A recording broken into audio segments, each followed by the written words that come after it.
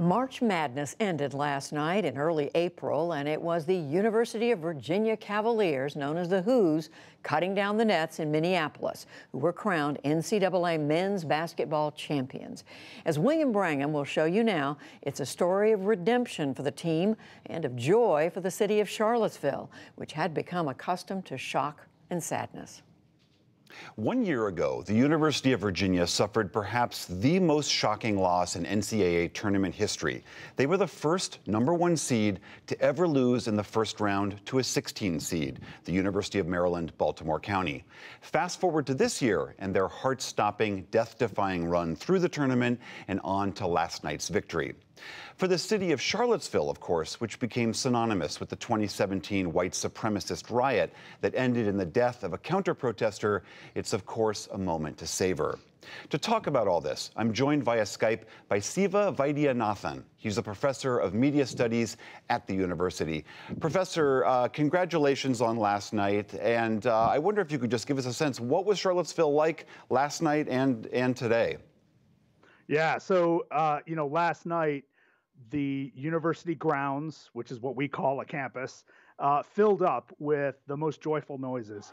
You had people of all ages, mostly students, yelling and singing "We Are the Champions," and, really releasing a tremendous amount of good feeling, a tremendous amount of stress that had been built up, stress not only from a series of very close games in the tournament, but stress from being under this tremendous spotlight that Charlottesville and the university have been under for most of the last decade. I mean, I've lived in Charlottesville for almost 12 years now, and we haven't gone 18 months without some sort of stress or trauma.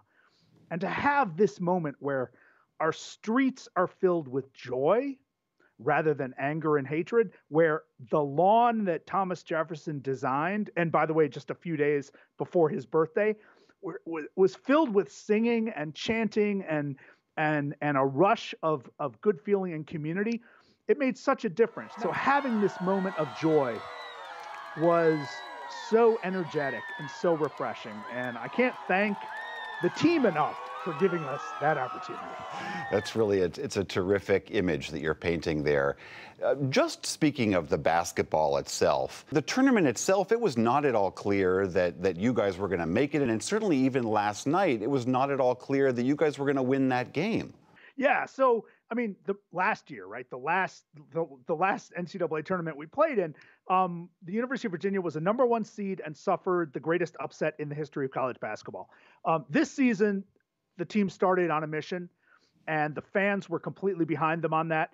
We were not going to forget the pain of last year. The team was not going to forget the pain of last year. Everybody was going to build on the lessons and work beyond it. And that showed. And they, the players and the coaches, they never ignored the pain of last year. They focused on moving beyond it and learning from all of that difficulty. And that's the sort of lesson that became really clear to everybody in the community. And as someone who teaches young people, I think that is a more important lesson than anything that I could teach them in class. You touched on this a little bit before, but I wonder, what is your sense of the long-term implication of this? Is this a small victory that Charlottesville puts in its rearview mirror, or do you think this is part of the healing process?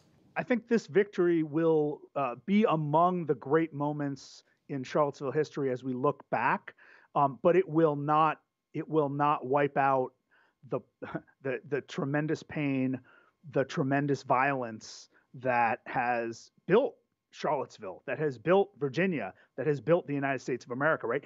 Those are still with us. Those are still strong in people's memories. Those are still marked in our streets. And if we are a responsible community, we will never forget that stuff. If we're a responsible community, we will be able to put this in perspective, put this moment of joy in perspective. And remember that if we have these occasional moments where we can come together and recognize that we're part of a community, that recognize that we're part of humanity, that gives us a little lift, but it doesn't solve the big problems. But let me tell you, Charlottesville, like every other community in America, has a tremendous amount of work to do. For the university, this victory will be tremendously important. All right, Siva Vaidyanathan, congratulations to you, and thanks again for your time. Thank you. Wahoo! And congratulations, a victory on so many levels.